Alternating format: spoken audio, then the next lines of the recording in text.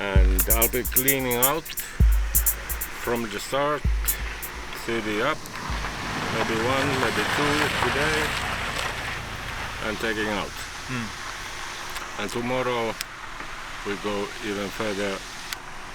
We see how much the water has come down, but it has to come down. Otherwise, I have no use to be working in the corridor. No, None whatsoever. don't go inside.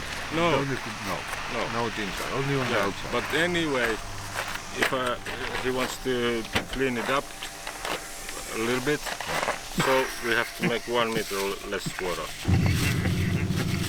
Pump it out till evening. No. I will be scratching till That's the evening, plan. and we continue tomorrow. Today we pump the water out. And tomorrow we As much start as possible. a little bit earlier than today. Good luck. Okay. And we prepare the road going down with stones that he can go down. And he's taking up some from that side and from the other side. That would be really nice Yeah, to get so we something have- dry for him. I've been yeah, that would be nice. So, and maybe it would be nice if you put your truck somewhere over there or Yeah, I'll park do it that over. right now. Yeah. But Bo, And Michelle, that's and Bäume yeah, abstellen. that's like for Where a do fire, you- for a Fire. I'll put it inside my truck. I'll use it somewhere. Yeah. But hey, we're not sure how much stuff is coming already up and how long it will take. So I'll park the lorry here. Yeah, So you take both cars away, and after that park again.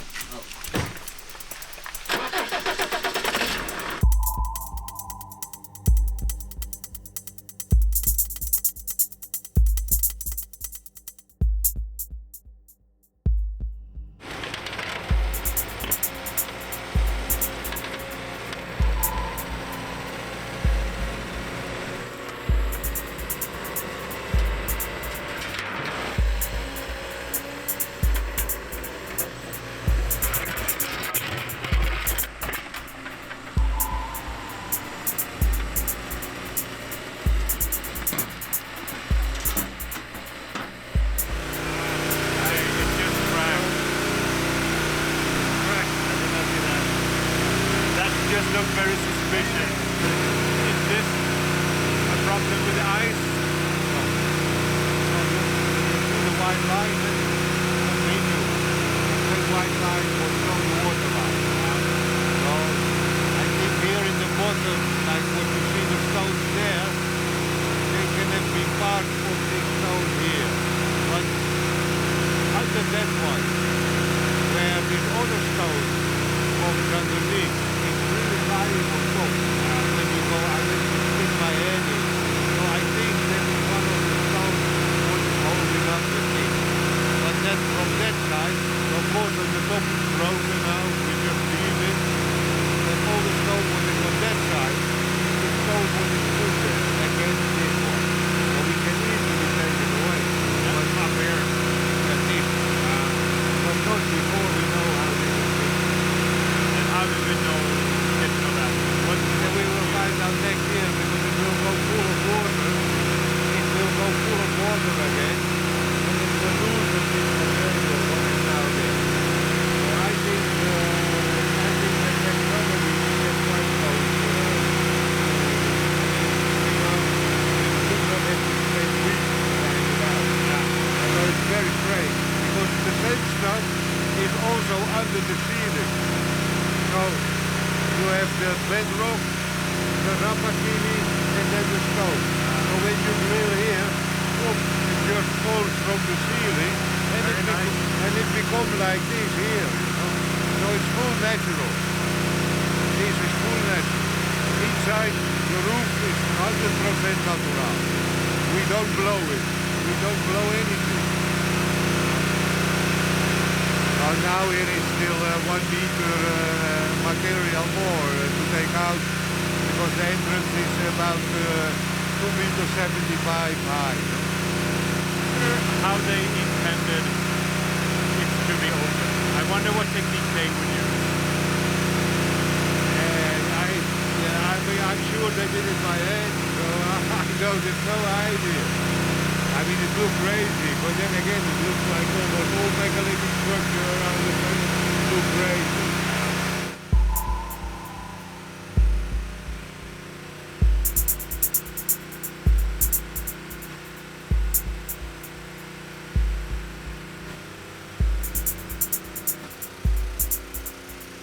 This is the rest from the stones that block the entrance.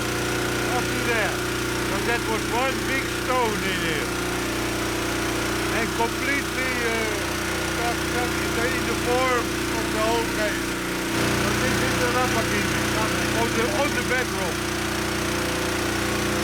So just below that is the bedrock. Oh, it's stuck together. It's different from this one. It's different from this one.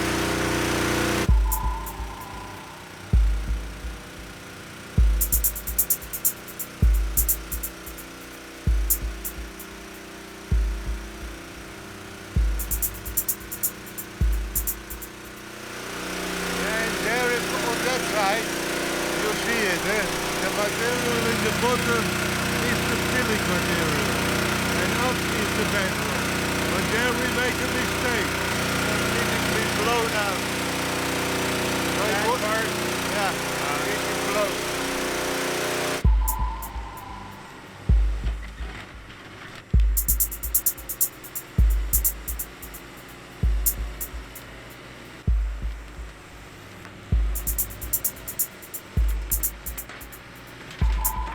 Without whoever opened it. Yeah, and there will be nothing to reverse that process.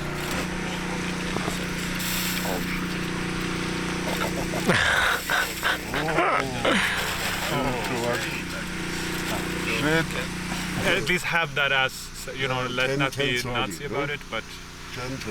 Yeah. Sounds much more better. So we got more done. Yes, because tomorrow is the last day. The last day for me actually. For me also. And then Wednesday I'm leaving in the So night. the pump is going back to Simon at some point? Actually, yes, and we could deliver that whenever, because now I'm using the farm equipment. And it's a better one. And it's better, and I can have that for as long as I feel like. Nice, that's nice. So I could actually be here all week just pumping if that would be necessary. No. Inside you have nothing to do. Now the material went little bit in, because it's heavy material, stone and rock and the sand, we don't have to carry so much. But from now, from when you can see now like 3 meter inside, 2-3 meter inside, it's only to scrape what you can get, and if there is a little bit more there, it doesn't matter, because inside the work still has to be done, so it will come much more. So we don't have to, but that we just get it in the entrance area, a little bit under this etterstupa, just a little bit, not 6 meters. Yeah, that is why we're lowering the water, And when you take from there up, everything is in good, you know, and don't have to be polished. No reason, you know. It's just the material, so that next year, when we pump it empty, we can pump it more empty, and people can also have a look inside, you know, so that we can have a little bit discussion about, hey, look, this is the situation, and this is what we have to do in the time coming, you know? So that we have an idea. But I think still, anyway, next year we concentrate on the sundial rock to find out how is it fixed. And when we know how that it's fixed and it cannot fall, because we know it is fixed, then we can, with this soft dynamite of today, make the holes in this big stone, what is now blocking the entrance, and this beton, and maybe with some diggy, we can take that away. When the water level rises, the clay will also dissolve, and maybe all next spring, if we pump it empty, or in the beginning of the summer, this stone has already been falling down from this. then we also know a little bit more about the whole situation. And then I think in the end it boils down to do maybe by hand to find out. I have no idea. You know? For me, it's if you would take out this cement barrier, the thing won't fall over. I even would say if we take out this stone where the cement barrier is standing on. If we don't make a riotous, but this cracking system of the rock. It shows me already by now that this is standing by itself. Otherwise, it would have fallen over already. There's only underneath some sand and some stones. We haven't found the three stones yet. We find now this one big stone wall. For me, this is 100% safe. Yes, but for you but it is. It's still important to be careful. Yes. You know, because a rolling stone will still kill you, no matter if it's a sundial or if it's like 50 kilos down. Yeah. You know, so there's like even if the sundial stone is fixed, the rest is not. The rest is maybe not fixed. Correct. So we still have to be careful. And it's in clay, so it can slide.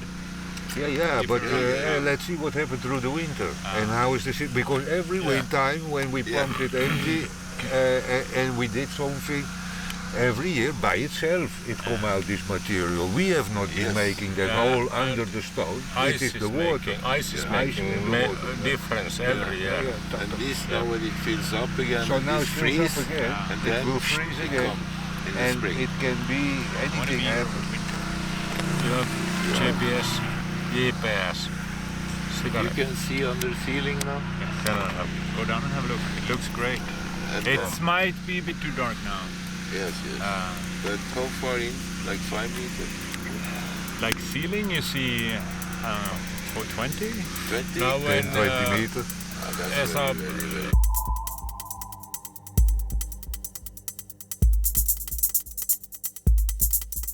But we could actually prepare another van for tomorrow to just take out here more. Just take it out. I can do that. Yeah. I can do that. Make a whole bunch here and tomorrow you throw it on like the last one. I make one pile ready for tomorrow. Yeah. No problem. And I always said already, somebody has to stand here in the end, whoever that is, and with some kind of machinery, and big, whoever that is, with a shovel or with a bobcat or with a dynamite or...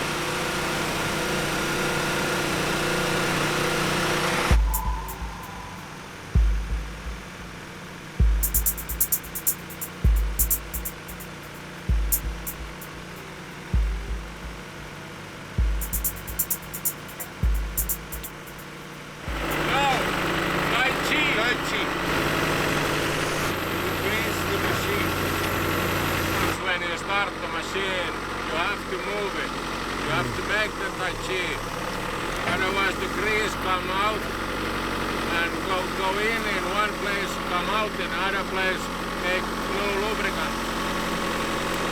You make one tight sheet and everything is fine. Like with yourself.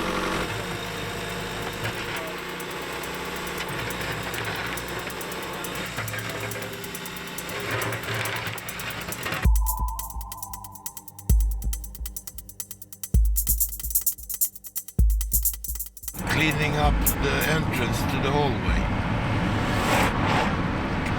And there's some few phenomena there geologically that have been explained a little bit.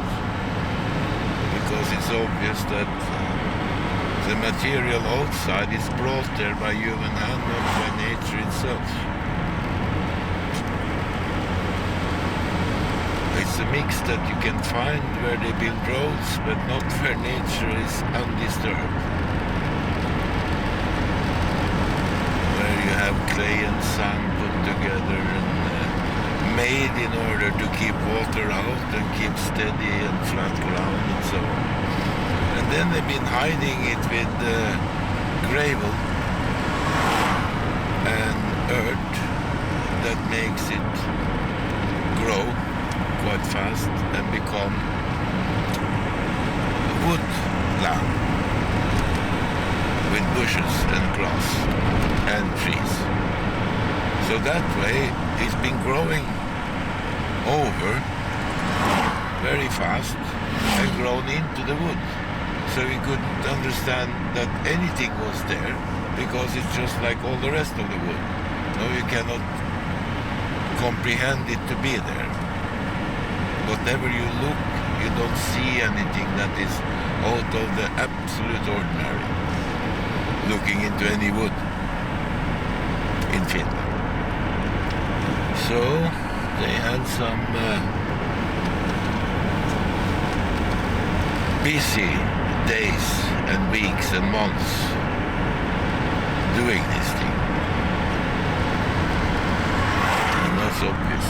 And now, well, as the story goes,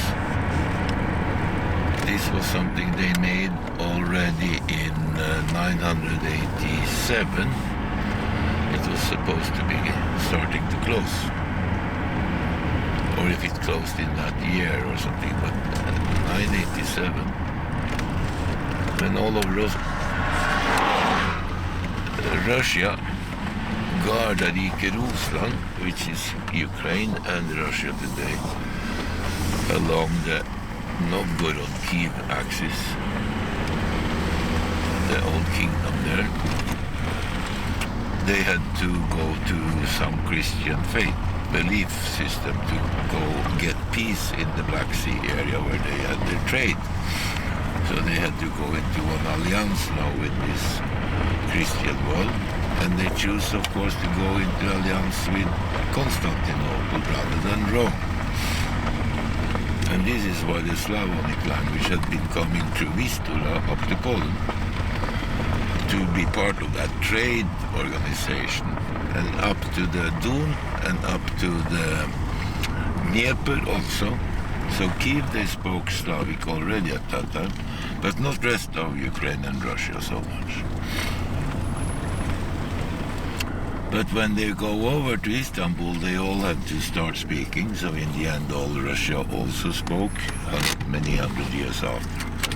Mm-hmm. So it's a long process. But when they closed the temple, because of this, and because Denmark fell under the Catholic 983 already, 84, they know that now the old antiquity of Europe was going under all the way up to the shores of Finland, but not here yet.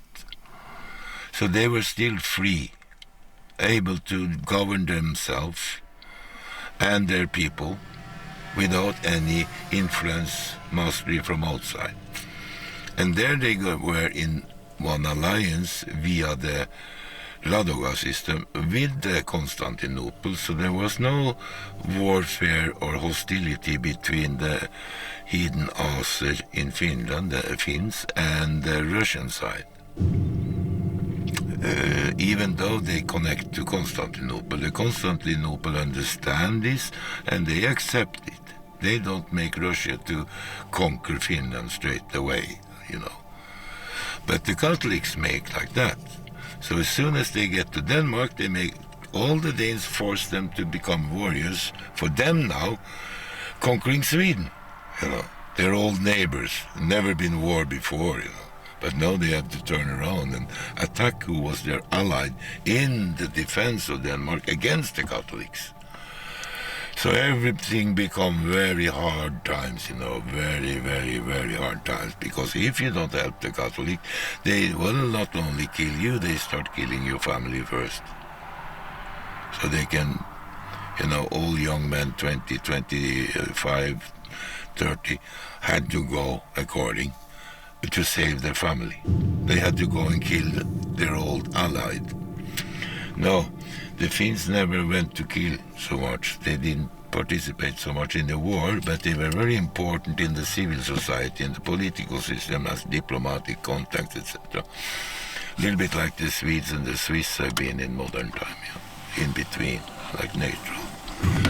And they tried really to make that neutral, but they understand that when these Roman pirates who's now become emperor, come here with their killing force. They would conquer everything, and from one direction, from west or east, they will come one day now. They understand this, and probably they understand also that they come from the west, but anyhow, they have to hide the national treasury. And this was their national treasury. So the most important thing they had, they covered it up like this. Because it was stored inside the mountain, they could now hide the entrance to the mountain to become woodland. So they hide it in plain sight, so to say, in the woods.